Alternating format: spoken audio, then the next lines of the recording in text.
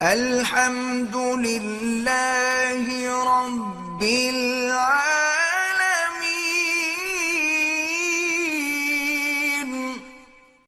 پہلے تو میں یہ عرض کروں محرم کی اسلام میں فضیلت کیا ہے اور کیوں ہے یہ فضیلت۔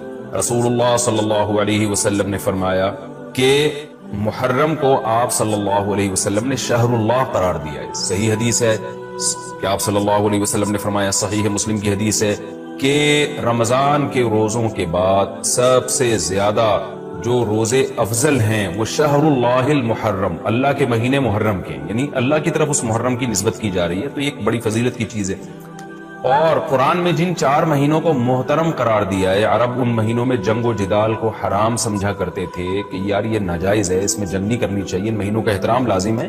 ان میں 4 مہینوں میں محرم بھی ہے، محرم، رجب، ذی الحجہ، ذی قعدہ، ذی الحجہ، یہ 4 مہینے ہیں جو محترم ہے، لیکن اس میں پھر رجب بھی داخل ہے اور ذی قعدہ بھی اور ذی الحجہ بھی، تو یہ بھی ہے۔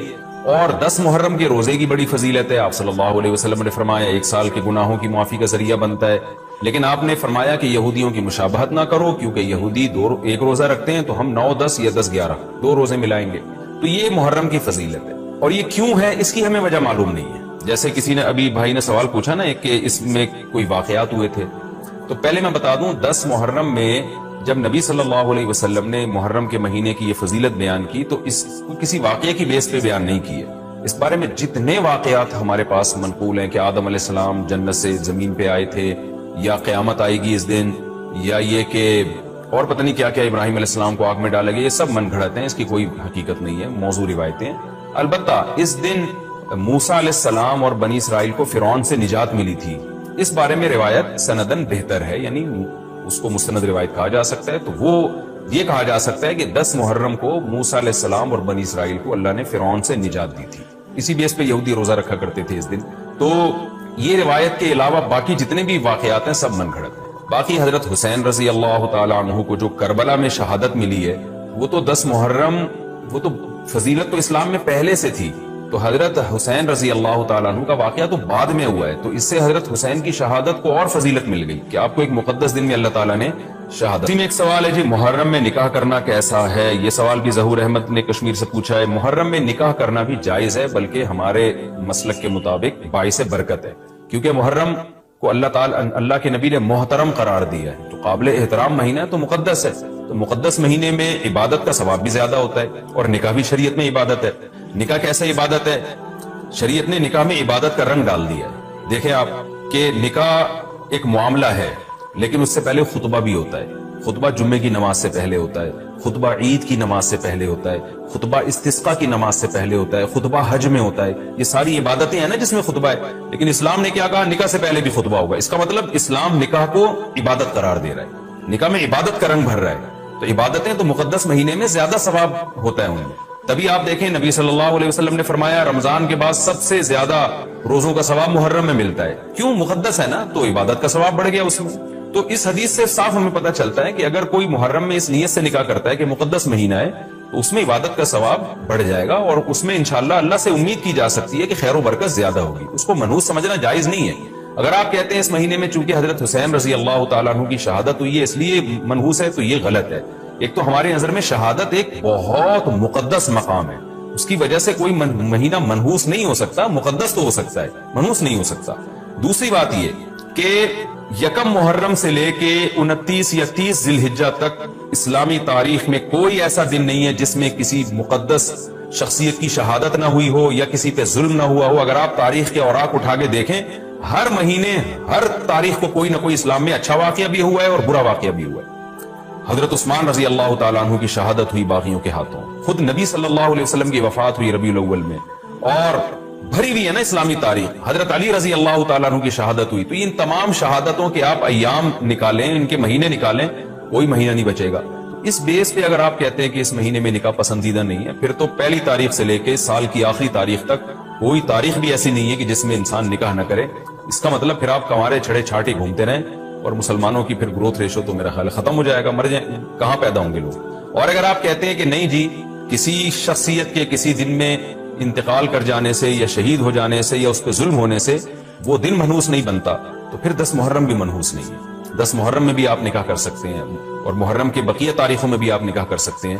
اور روایات میں ہمیں ملتا ہے کہ بعض بڑے بڑے حضرات تھے جن کے محرم کے مہینے میں نکاح ہوا. میں اس بحث میں نہیں جاؤں گا, پھر اس میں تاریخی روایات ہیں, کوئی کہتا ہے فلاں تاریخ تھی, کوئی کہتا ہے, پھر لوگ اس پہ ایک غیر ضروری بحث میں چلے جاتے ہیں, لیکن ہمیں ایسے واقعات ملتے ہیں. تو اس لیے اس بارے میں, اور پھر شریعت میں جلد نکاح کی ترغیب ہے.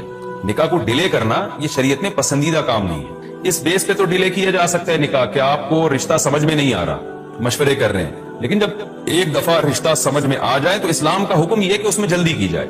صحیح بخاری کی مشہور حدیث ہے, نبی صلی اللہ علیہ وسلم کی خدمت میں خاتون آئی, عرض کیا کہ یا رسول اللہ میں آپ سے نکاح کرنا چاہتی ہوں. آپ نے چہرہ مبارک کو جھکا لیا, آپ کا ارادہ نہیں تھا. ایک اور صحابی کھڑے ہوئے, عرض کیا یا رسول اللہ آپ میرا ان سے نکاح کر دیں. اسی محفل میں نبی نے ان صحابیہ کا ان صحابی سے نکاح کرا دیا. آپ نے تو یہ نہیں پوچھا کہ یہ محرم کا مہینہ چل رہا ہے یا سفر کا مہینہ چل رہا ہے یا ربیع الاول کا مہینہ چل رہا ہے, ڈیلے نہیں کیا اس لیے کہ خود آپ کی تعلیمات یہ ہیں کہ نکاح میں جلدی کی جائے. تو اگر آپ کو محرم میں رشتہ ملتا ہے, آپ ربیع الاول تک ڈیلے کرتے ہیں محرم کی وجہ سے یا سفر تک ڈیلے کرتے ہیں, یہ ڈیلے کرنا خود قرآن و سنت کے خلاف ہے. جس چیز میں تعجیل مقصود ہے, جس چیز کو شریعت نے جلدی کا حکم دیا.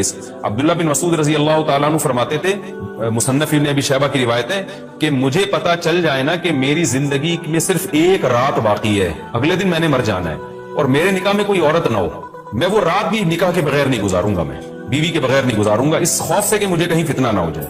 صحابہ کرام جو تقوی کے اعلیٰ معیار پر تھے اور جن سے گناہ کا اندیشہ بہت کم تھا اور کہیں معاشرے میں بے حیائی پھیلی ہوئی نہیں تھی, وہ تو ان کا تو یہ کانسیپٹ تھا کہ بھئی ہم بیوی کے بغیر ایک دن نہیں گزاریں گے, کہیں ایسا نہ ہو کہ برائی میں پڑ جائیں. اور آج چاروں طرف بےہودگی پھیل رہی ہے, چاروں طرف بے شرمی, بے حیائی, انٹرنیٹ پر بےہودہ چیزیں, آپ یوٹیوب میں ویڈیو میں جائے فوش چیزیں آ رہی ہیں, ہر چیز آپ کی شہوت کو برانگیختہ کرنے والی ہے. اور اس میں آپ یہ کہیں کہ ایک رشتہ طے بھی ہو چکا ہے, آپ صرف اس بیس پر آپ اس کو ڈیلے کر رہے ہیں, ایک ایک مہینہ, دو مہینہ, وہ لوگ سفر میں بھی نہیں کر رہے ہوتے, اور اس بیس پہ آپ ڈیلے کر رہے ہیں. اس میں خطرہ ہوتا ہے کہ مرد کسی گناہ میں نہ پڑ جائے, عورت کسی گناہ میں نہ پڑ جائے, تو شریعت اس کی آپ کو اجازت نہیں دیتی ہے. اور پھر اس میں یہ بھی ہوتا ہے کہ اگر آپ ڈیلے کرتے ہیں تو منگنیاں توڑنے کا شیطان کو موقع بہت ملتا ہے. میرے سامنے ایسے درجنوں واقعات ہیں, رشتہ طے ہوا لیکن جی چونکہ محرم ہے یا سفر آ رہا ہے تو ہم ربیع الاول میں کریں گے, یا منگنی کو کسی بھی وجہ سے ڈیلے کر دیا. تو جب منگنی ڈیلے ہوتی ہے, یعنی نکاح ڈیلے ہوتا ہے, منگنی ہو گئی, نکاح کو ڈیلے کر رہے ہیں آپ, اس میں شیطان پھر دونوں کو لڑواتا ہے. منگنیاں ٹوٹتی ہیں, اکثر نفرتیں پھیلتی ہیں, غلط فہمیاں, بدگمانیاں شیطان کو پھیلانے کا موقع ملتا ہے. اس لیے شریعت میں تو منگنی کا لفظ ہی نہیں ہے, شریعت میں ہے خطبہ. خطبہ کا مطلب نکاح کا پیغام بھیجا, ان کو جب سمجھ میں آ گیا تو فوراً نکاح کر دیا. بیچ کا کوئی راستہ نہیں اللہ نے رکھا. تو چاہے وہ محرم ہو, چاہے وہ سفر ہو, چاہے وہ ربیع الاول ہو, چاہے وہ ربیع الثانی ہو. ہاں کوئی اس وجہ سے ڈیلے کر رہا ہے نکاح, کوئی واقعی شرعی عذر ہے اس کو, وہ بہت سارے مسائل ہیں, لیکن محرم کا ہونا بہرحال کوئی شرعی عذر نہیں ہے. تو اس لیے ہم اس میں نکاح کو جائز سمجھتے ہیں, باعث برکت سمجھتے ہیں. پھر میں بار بار بتا رہا ہوں کہ جو وہ شیعہ حضرات جو کر رہے ہیں ان کو کرنے دیں, میں آپ کو آپ کے مسلک کی بات بتا رہا ہوں. ہم جو قرآن و سنت کو اور اصحاب رسول کو فالو کرتے ہیں اور اہل بیت کو بھی مانتے ہیں, ہم ان کی بات کر رہے ہیں. وہ بھی دعویٰ کرتے ہیں کہ ہم مانتے ہیں, تو ان کو ان کے دعوے پہ رہنے دیں. ہم تو وہی بات کریں گے جو ہمیں صحیح لگے گی. اچھا بھائی, یہ بھی ایک سوال پوچھا ہے جی, 10 محرم کو کون کون سے نبی کو نجات ملی؟ یہ بھی سوال میں نے دہرایا تھا, ام محمد نے پوچھا ہے. تو دیکھیں اس بارے میں صرف ایک واقعہ مستند ہے, حضرت موسیٰ علیہ السلام کو فرعون سے نجات ملی. اس کے علاوہ 10 محرم کی طرف جتنے قصے منقول ہیں, ابراہیم علیہ السلام کو آگ میں ڈالا گیا, پھر آدم علیہ السلام دنیا میں آئے, یا اس دن قیامت آئے گی, یہ سب من گھڑت ہے, ان کی کوئی حیثیت نہیں ہے, ان کو نہیں بیان کرنا چاہیے. یہ بھی سوال ہو گیا قیامت کیا محرم میں آئے گی؟ ایسا نہیں ہے, ہمیں نہیں پتا محرم میں آئے گی یا سفر میں آئے گی. سورہ طٰہٰ میں اللہ نے صاف طور پر بتا دیا کہ اکاد اخفیہا لتجزا کل نفس بما تسعی, میں قیامت کے دن کو چھپا دوں گا. اللہ نے کسی کو نہیں بتایا کس دن آئے گی, آئے گی تو اچانک آئے گی. اچانک وہی چیز ہوتی ہے جس کی ڈیٹ کا ہمیں علم نہیں ہوتا. لا تأتیکم الا بغتہ, قرآن کہتے ہیں اچانک آئے گی. تو اچانک کا مطلب اس کی ڈیٹ اللہ نے, اس کا سال, اس کا مہینہ اللہ نے ہمیں نہیں بتایا, تبھی تو اچانک آئے گی. محرم میں کالے کپڑے پہننا, یہاں سے ہمارے سوالات شروع ہوئے تھے. محمود صاحب نے انڈیا سے پوچھا تھا. دیکھیں کالے کپڑے کسی بھی وقت پہنے جا سکتے ہیں, کالے کپڑے پہننے کے ناجائز ہونے کی ہمارے پاس کوئی دلیل نہیں ہے. سفید کو پسند کیا گیا ہے, نبی صلی اللہ علیہ وسلم نے فرمایا سب سے زیادہ پسندیدہ لباس وہ سفید ہے. کفنوا فیہا موتاکم, اپنے مردوں کو بھی اسی میں دفن کیا کرو. اس لیے سفید لباس کو آپ صلی اللہ علیہ وسلم نے افضل قرار دیا, اس میں پاکیزگی زیادہ ہے.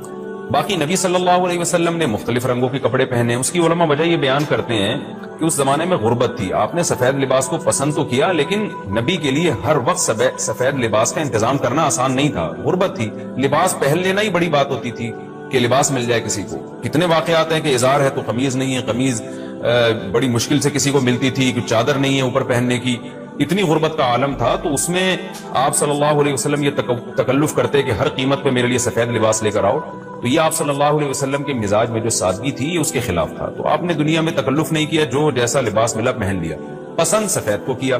لہذا آج کیا ہے کہ آج اللہ نے لوگوں کو مالی وسعتیں دی ہیں، تو جو لوگ سفید لباس کا معمول بنا سکتے ہیں ان کے لیے افضل یہی ہے کہ وہ سفید لباس پہنا کریں، کیونکہ نبی صلی اللہ علیہ وسلم نے ہمیں اس کی ترغیب دی ہے. خود کیوں نہیں پہنا؟ اس میں تکلف تھا، یعنی پراپر انتظام کرنا مشکل تھا، تو جو آیا پہن لیا آپ صلی اللہ علیہ وسلم نے. کیونکہ ایک چیز مشکل ہے، اس میں اتنا تکلف کرنا یہ خود بھی تو نبی کے مزاج کے خلاف ہے. تو اس لیے ہم کہتے ہیں کہ بھئی جو ملے پہن لو، لیکن اگر لوگ آج کل تو لباسوں میں تکلف ایسے ہی بہت ہو رہا ہے، تو آپ نے جب سلوانے ہی ہیں، خریدنے ہی ہیں، تو سفید کو ترجیح دیں. آپ اس میں پاکیزگی زیادہ ہے، اس میں طہارت زیادہ ہے. آپ سفید لباس کے عادی ہو گئے، آپ سے کلر والا لباس پہنا نہیں جائے گا. میں نے تو 15-20 سال میں نے سفید لباس پہنا ہے، تو مجھے پتا ہے کہ پھر کلر والا لباس نہیں پہنا جاتا. سفید میں پاکیزگی اتنی ہے. اب میں پہنتا ہوں کلر والا لباس، وہ وجہ اس کی ہے کہ بعض دفعہ گھر والوں کا اصرار ہوتا ہے، بعض دفعہ کیمرے کی ریکوائرمنٹ ہوتی ہے، وہ کیمرہ سفید لباس کو کیچ نہیں کر پا رہا ہوتا، وہ کیمرہ مین کہہ رہا ہوتا ہے بھائی کوئی اور کلر، کوئی اور کپڑے پہن کے وغیرہ وغیرہ. تو خیر میرا عمل تو کوئی حجت نہیں ہے، لیکن افضل یہی ہے کہ سفید لباس کو ترجیح دی جائے، پہنا جائے. اور علماء صلحاء اکثر عموماً ہم نے دیکھا ہے کہ سفید لباسی کو ترجیح دیتے ہیں. کلر والا بھی جائز ہے لیکن بہتر ہی ہے. تو محرم میں بھی سفید ہی ہے، سفر میں بھی سفید ہی ہے، ربیع الاول میں بھی سفید ہے. تو محرم میں سفید کے بالکل الٹ کر لینا، کالا پہن لینا، یہ تو بالکل سفید کے اپوزٹ ہو گیا نا. تو ہم یہ نہیں کہہ رہے کہ کالا لباس پہننا ناجائز ہے، لیکن آپ سفید سے اگر آپ نے یوٹرن لیا بھی تھا تو گرے پہ آ جاتے، گرین پہ آ جاتے، ایک دم آپ بلیک پہ آ گئے، تو بہرحال یہ یعنی کراہت سے خالی نہیں ہے، اس کا معمول بنا لینا. تو ناجائز میں نہیں کہہ رہا، تھوڑا سا ناپسندیدہ ہے کہ آپ سنت پر عمل نہیں کر رہے تو سنت کے بالکل اگینسٹ تو نہ جائیں نا آپ، یعنی بالکل ہی کالا پہن لیں تو بالکل اس کے اپوزٹ ہے. جائز ہے کالا پہننا بھی، لیکن بہتر بہرحال نہیں ہے. اور محرم میں کالا پہننا تو ہماری رائے میں بالکل ناجائز ہے، کیونکہ یہ شیعہ حضرات کی اپنی ایک رائے ہے، ان کی اپنی ایک دلیل ہے، ان کا اپنا ایک کانسیپٹ ہے. وہ یہ ہے کہ محرم میں حضرت حسین شہید ہوئے تھے تو ایک بڑے غم کی بات تھی، تو ہم غم منانے کے لیے کالا کپڑا پہنتے ہیں. تو ان کا مسلک ہے، وہ جیسے مسلک پہ اپنے عمل کرنا چاہیں وہ اللہ کے سامنے جواب دہ ہوں گے. ہم کسی کے مسلک پہ طنز نہیں کر رہے، ہم کوئی فرقواریت اور تشدد کی بات کرنا مناسب نہیں ہے، ملکی حالات اس کے متحمل نہیں ہیں. لیکن میں اہل سنت والجماعت حضرات سے کہتا ہوں کہ آپ یہ فیصلہ کریں بھائی، آپ یا تو پورے شیعہ ہو جائیں یا پورے سنی ہو جائیں. تو اگر آپ اہل سنت والجماعت کو فالو کرتے ہیں، اور اہل سنت والجماعت کے ہاں جو قرآن اور حدیث اور صحابہ یہ حجت ہے، تو ہمیں تو قرآن و حدیث میں کہیں بھی نہیں ملتا کہ غم میں تم کالے کپڑے پہنو یا غموں کو مناؤ. قرآن میں کیا ہے؟ الذین اذا اصابتہم مصیبت قالوا انا للہ وانا الیہ راجعون. اہل ایمان کو جب کوئی مصیبت پہنچتی ہے تو وہ کہتے ہیں ہم اللہ ہی کے لیے ہیں اور ہم نے اللہ ہی کی طرف لوٹ کر جانا ہے. وہ صبر کرتے ہیں. حضرت حسین رضی اللہ تعالیٰ عنہ کی شہادت یہ بہت بڑا غم ہے، بہت بڑا غم ہے، لیکن اس غم کو ہر سال منانا، اس کے لیے شرعی دلیل کی ضرورت ہے. اہل بیت کی تعلیمات کو فالو کیا جائے گا. آپ کسی کی محبت میں اس کی تعلیمات کو نہیں توڑ سکتے. اہل بیت کی بھی یہی تعلیمات ہیں کہ صبر سے کام لینا چاہیے ہمیں. اور غم منانا بھی اگر کسی کا ہونا، جیسے آپ کے والد کا انتقال ہو گیا، تو اس میں بھی شریعت آپ کو اجازت نہیں دیتی کہ آپ کالے کپڑے پہنے غم منانے کے لیے، بلکہ اس میں بھی شریعت کیا کہتی ہے کہ غم پہ صبر کریں. جو آنسو آپ روک سکتے ہیں اس کو بہائیں نہیں، اور صبر کریں. غیر یعنی اختیاری طور پر جو آپ کو رونا آ رہا ہے وہ معاف ہے. تو جب غم پہنچا ہو اس وقت شریعت آپ کو غم کے طور پہ کالے کپڑے پہننے کی اجازت نہیں دے رہی. تو جب غم 1400 سال پرانا ہو اور ہر سال اس تاریخ پہ آپ کو منانے کی شریعت کیسے اجازت دے رہی ہے؟ یہ تو ایک طرح کی برسی ہو گئی نا. نبی صلی اللہ علیہ وسلم کے وفات سے بڑا غم کوئی اس امت کو ہوگا؟ ربیع الاول میں آپ صلی اللہ علیہ وسلم کی وفات ہوئی، لیکن ربیع الاول ہر سال آتا تھا. صحابہ، تابعین، تبع تابعین، خود اہل بیت کیا اس ربیع الاول میں کوئی غم مناتے تھے؟ بالکل بھی نہیں. اس مہینے میں شادیاں بھی کرتے تھے، جو خوشی کی بات ہوتی تھی اس پہ خوشی بھی مناتے تھے. تو ہمیں نہیں ملتا کہ صحابہ، تابعین یا خود اہل بیت نے، یا سیدنا حسن اور حسین رضی اللہ عنہما یا سیدنا علی ابن ابی طالب رضی اللہ عنہ کی یہ تعلیمات ہو کہ غم کو ہمیں منانا ہے کالے کپڑے پہن کے یا کسی بھی طریقے سے اسلام میں غم منانے کی آپ کو اجازت نہیں ہے. بعض لوگ یہ دلیل دیتے ہیں کہ حضرت حسین رضی اللہ تعالیٰ عنہ کا غم تو نبی نے بھی منایا ہے، اور نبی صلی اللہ علیہ وسلم نے جب یہ بتایا کہ امت میرے نواسے کو شہید کرے گی تو آپ رونے لگے. دیکھیں جب نبی کو اطلاع ملی تھی تو آپ غمزدہ ہوئے، تو آپ کا رونا بالکل بجا تھا. تو کسی کو یہ اطلاع ملے کہ فلاں جگہ یہ واقعہ ہو گیا ہے، اس کو غم ہوا ہو اور وہ رو لیتا ہے، تو اس میں کوئی حرج نہیں، یہ تو نیچرل ہے. لیکن کیا نبی صلی اللہ علیہ وسلم ہر سال یعنی جس دن آپ کو وحی کے ذریعے پتا چلا کہ سیدنا حسین ابن علی رضی اللہ تعالیٰ عنہ پہ ظلم ہوگا، تو کیا ہر سال اس تاریخ کو آپ صلی اللہ علیہ وسلم رویا کرتے تھے؟ بالکل بھی ایسا نہیں ہے۔ تو غم کی اطلاع جس وقت ملی ہو اس وقت رونا آ جانا یہ نیچرل ہے، لیکن ہر سال پراپر اس رونے کو پراپر طریقے سے منانا یا کالے کپڑے پہن کے اس کو منانا یہ تو بالکل اسلام میں ناجائز ہے، ہمارے پاس اس کے جائز ہونے کی کوئی دلیل نہیں۔ تو شیعہ حضرات جو کر رہے ہیں آپ ان کو کرنے دیں، ان کو جا کے نہ چھیڑیں، آپ ان کو طنز نہ کریں، وہ ان کی جو رائے ہے وہ اس پر عمل کریں۔ اسلام میں فرقے تو ہیں ہمیشہ سے، ہم نے تو یہ دیکھنا ہے کہ کون سا صحیح ہے، ہم نے تو اس کو فالو کرنا ہے، تو جو ہمیں صحیح لگے گا ہم اس کو فالو کریں گے، باقی ہم کسی کے نفرتیں پھیلانے کے بہرحال ہم قائل نہیں۔ تو جو وہ کر رہے ہیں آپ ان کو کرنے دیں، لیکن آپ یہ کام ہرگز نہ کریں، کیونکہ ہمارے لیے جو حجت ہے وہ قرآن، حدیث اور اہل بیت اور صحابہ کرام، تو ان کی جو تعلیمات ہیں ہم نے اس کو فالو کرنا ہے۔ ان کی تعلیمات میں کہیں بھی نہیں ہے، کوئی مستند روایت نہیں ہے کہ غم منانے کے لیے کسی نے کالے کپڑے پہنے ہو، غم منانا ہی جائز نہیں ہے، تو اس کے لیے کالے کپڑے یا کوئی اور کلر پہننا کہاں سے جائز ہو جائے گا؟ تو اس لیے محرم میں نارملی تو کوئی بھی وقت میں آپ کالے کپڑے پہن سکتے ہیں، لیکن محرم میں جب آپ پہنیں گے تو اس میں ایک تائید ہوتی ہے کہ گویا آپ بھی اس بدعت میں ان کی تائید کر رہے ہیں۔ اور رسول اللہ صلی اللہ علیہ وسلم نے فرمایا من تشبہ بقوم فہو منہم، جو کسی قوم کی مشابہت اختیار کرتا ہے وہ انہی میں سے ہے۔ تو اگر آپ چاہتے ہیں کہ آپ کا شمار قیامت میں اہل سنت والجماعت میں نہ ہو، آپ کو شیعہ مسلک ٹھیک لگتا ہے تو پھر پراپر آپ شیعہ مسلک پراپر پورے طور پر اختیار کریں، آپ آدھا تیتر آدھا بٹیر چلنا تو ٹھیک نہیں ہے نا۔ اور اگر آپ چاہتے ہیں قیامت میں آپ کا شمار اہل سنت والجماعت میں ہو تو پھر مکمل اہل سنت والجماعت کو فالو کریں آپ، تو ان کو جو ہے اپنے حال پہ چھوڑ دیں۔ میں پھر بتا دوں، میں لڑائی جھگڑوں کا قائل نہیں ہوں، شیعہ حضرات آتے ہیں یہاں پہ بیٹھتے ہیں، گپ شپ لگاتے ہیں، چائے پانی بھی چلتا ہے، میرے دوستوں میں بھی ہیں بعض شیعہ حضرات، سلام دعا ہے ان سے، لیکن مذہب پہ بحث نہیں ہوتی۔ لکم دینکم ولی دین، ہم اس سے کہتے ہیں ٹھیک ہے بھائی آپ اپنے رائے پر عمل کریں، بحث مباحثہ نہ کریں، ہاں جو سیکھنے کے لیے ہم سے آنا چاہے محبت سے اس کو سمجھائیں گے، جو نہیں آ رہا سیکھنے کے لیے تو پھر ہم اس سے بحث نہیں کرتے۔ تو لڑائی جھگڑے نہ کریں، لیکن سنی حضرات کو، اہل سنت والجماعت کو، بل جماعت کا مطلب کیا ہے؟ ہم حدیث کو بھی مانتے ہیں، بل جماعت صحابہ کو بھی مانتے ہیں، تو صحابہ میں اہل بیت بھی داخل ہیں، اہل بیت کے علاوہ بھی صحابہ ہیں، تو کسی کی بھی ہماری رائے تو یہی ہے کہ کسی کی بھی تعلیمات نہیں ہے، ہمیں تو حدیث میں کچھ بھی نہیں ملتا، تو اللہ کا واسطہ آپ ایک رائے پر عمل کریں۔ اس لیے محرم میں آپ ان چیزوں کو فوکس نہ کریں، کالے کپڑے پہننا، غم منانا، یہ اسلام کی تعلیمات بالکل بھی نہیں ہے۔ تو یہ تو میں نے سوال کا جواب دیا کہ محرم میں اسپیسیفک کالے کپڑے اگر آپ پہنیں گے تو یہ ایک بدعت کی تائید ہوگی، تو نبی صلی اللہ علیہ وسلم نے تائید سے منع کیا۔ پہلے تو میں یہ عرض کروں محرم کی اسلام میں فضیلت کیا ہے اور کیوں ہے یہ فضیلت۔ رسول اللہ صلی اللہ علیہ وسلم نے فرمایا کہ محرم کو آپ صلی اللہ علیہ وسلم نے شہر اللہ قرار دیا ہے، صحیح حدیث ہے کہ آپ صلی اللہ علیہ وسلم نے فرمایا، صحیح مسلم کی حدیث ہے کہ رمضان کے روزوں کے بعد سب سے زیادہ جو روزے افضل ہیں وہ شہر اللہ المحرم، اللہ کے مہینے محرم کے، یعنی اللہ کی طرف اس محرم کی نسبت کی جا رہی ہے، تو یہ ایک بڑی فضیلت کی چیز ہے۔ اور قرآن میں جن 4 مہینوں کو محترم قرار دیا ہے، عرب ان مہینوں میں جنگ و جدال کو حرام سمجھا کرتے تھے کہ یار یہ ناجائز ہے، اس میں جنگ نہیں کرنی چاہیے، ان مہینوں کا احترام لازم ہے، ان میں 4 مہینوں میں محرم بھی ہے، محرم، رجب، ذی الحجہ، ذی قعدہ، ذی الحجہ، یہ 4 مہینے ہیں جو محترم ہے، لیکن ان میں پھر رجب بھی داخل ہے اور ذی قعدہ بھی اور ذی الحجہ بھی، تو یہ بھی ہے۔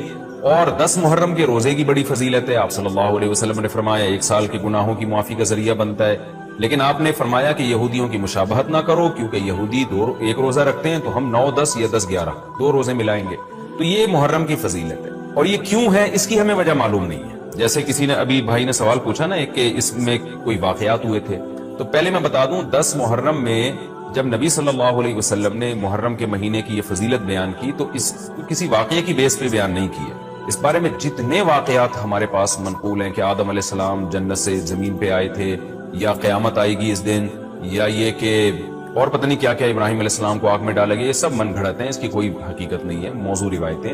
البتہ اس دن موسیٰ علیہ السلام اور بنی اسرائیل کو فرعون سے نجات ملی تھی، اس بارے میں روایت سندن بہتر ہے، یعنی اس کو مستند روایت کہا جا سکتا ہے، تو وہ یہ کہا جا سکتا ہے کہ 10 محرم کو موسیٰ علیہ السلام اور بنی اسرائیل کو اللہ نے فرعون سے نجات دی، اسی بیس پہ یہودی روزہ رکھا کرتے تھے اس دن۔ تو یہ روایت کے علاوہ باقی جتنے بھی واقعات ہیں سب من گھڑت ہیں۔ باقی حضرت حسین رضی اللہ تعالی عنہ کو جو کربلا میں شہادت ملی ہے وہ تو 10 محرم، وہ تو فضیلت تو اسلام میں پہلے سے تھی، تو حضرت حسین رضی اللہ تعالیٰ عنہ کا واقعہ تو بعد میں ہوا ہے، تو اس سے حضرت حسین کی شہادت کو اور فضیلت مل گئی کہ آپ کو ایک مقدس دن میں اللہ تعالیٰ نے شہادت عطا فرمائی۔ محرم میں حلیم بھی بناتے ہیں لوگ، تو بے اصل چیز ہے، بدعت ہے، وہ ثواب سمجھ کے کریں گے، بدعت ہے۔ بعض لوگ کہتے ہیں ہم ثواب سمجھ کے نہیں کر رہے، ویسے ہی سب بنا رہے ہیں تو ہم بھی بنا رہے ہیں، تو بدعت کی تائید تو ہو رہی ہے نا۔ آپ پورا سال پڑا ہے حلیم کھانے کے لیے، آپ کو کیا مصیبت ہے کہ آپ محرم ہی میں دیکھ پکائیں؟ پورے سال کیوں نہیں پکا رہے تھے آپ؟ تو جب ایک رسم معاشرے میں غلط رسم پھیل جاتی ہے تو اس کا بائیکاٹ کرنا چاہیے۔ تو آپ نہ بنائیں، کسی اور مہینے میں بنا لیں آپ، تو پوری رات دیگیں چل رہی ہوتی ہیں۔ مذہب کے نام پہ تو یہ کام نہ کیا جائے نا۔ اور جو لوگ کہتے ہیں مذہب کے نام پہ نہیں کر رہے، ہم تو ویسے انٹرٹینمنٹ کر رہے ہیں، تو یار کسی اور دن کر لو بھائی، تم پورا سال پڑا ہوا ہے نا۔ ہم نے کب کہا ہے کہ آپ دیگیں نہ پکائیں؟ آپ پکائیں، پوری رات گھوٹے لگائیں اس میں، کسی اور دن کر لیں آپ۔ اس لیے اسلام کو بچائیں خرافات سے۔ اسلام کو ہمارے ذمے ہے کہ اسلام وہی ہے جو نبی لے کر آئے۔ الیوم اکملت لکم دینکم واتممت علیکم نعمتی ورضیت لکم الاسلام دینا۔ اللہ کہتے ہیں آج کے دن میں نے دین مکمل کر دیا۔ جب یہ آیتیں نبی پہ نازل ہو گئیں تو اس میں حلیم نہیں تھا، محرم کا حلیم، دین مکمل ہو چکا، اس کو رہنے دیں آپ۔ اور پھر وہی ہے کہ جب آپ روزہ رکھیں گے تو حلیم کھائیں گے کس وقت؟ رات کو آپ کھائیں گے تو رات کو تو ویسے ہی کم کھانا چاہیے، سونے کے لیے اللہ نے رات بنائی ہے، کھانے پینے کے لیے تھوڑی بنائی ہے رات۔ دن میں آپ نے روزہ رکھنا ہے، تو وہ یہ روزے سے بھی میچ نہیں کر رہا ہے جو حلیم ہے نا۔ اس لیے اس سے اجتناب کریں، ایوائڈ کریں۔ جو گلی کے لوڑے لپاڑے بنا رہے ہوتے ہیں ان کو محبت سے سمجھا دیں، یار اگلے دن بنا لو، باز آ جائے ٹھیک ہے، نہیں تو پھر نکل لیں آپ پتلی گلی سے، الجھے نہیں لوگوں سے۔ تو یہ محرم کے حوالے سے کچھ باتیں تھی بھائی۔ نبیل بھائی کوئی بات رہ تو نہیں گئی ہے آپ کے ذہن میں ہو تو بتا دیں تاکہ۔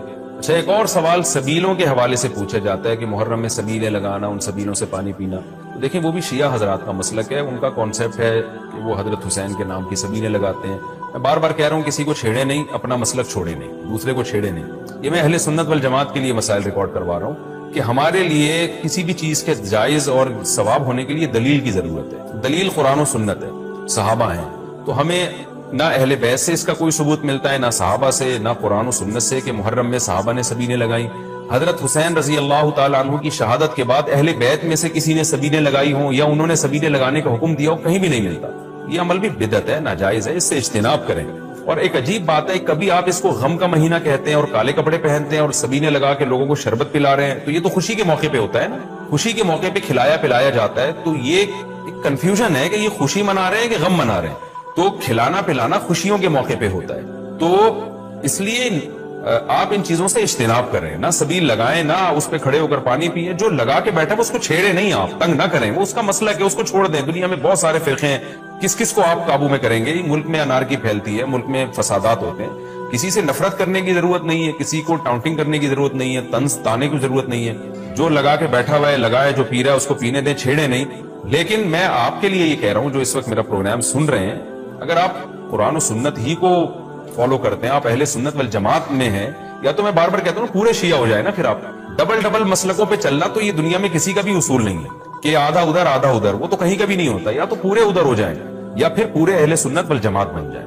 تو اہل سنت والجماعت کے ہاں یہ سبیلیں لگانا یہ جائز کام نہیں ہے، کیونکہ قرآن و سنت سے اس کا ثبوت نہیں ہے۔ لوگ کہتے ہیں کہ آدمی کسی کو شربت پلا رہا ہے، پانی پلا رہا ہے، تو پانی پلانا تو بڑا اچھا کام ہے، پانی پلانا اچھا کام ہے۔